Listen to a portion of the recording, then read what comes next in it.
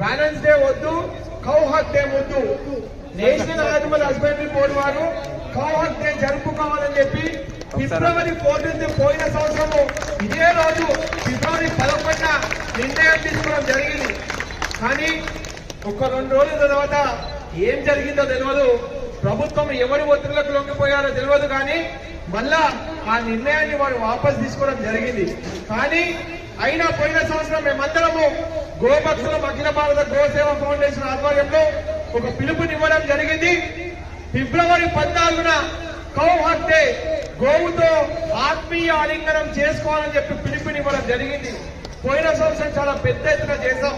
ఈరోజు పిల్లలు తల్లిదండ్రులను మానసికంగా ఇబ్బంది పెడుతూ వ్యాలంటైన్స్ డే చేసుకుంటూ ఈరోజు ఎంతో మంది తల్లిదండ్రుల గుండె కోతకు పిల్లలు బాధ్యులవుతున్నారు.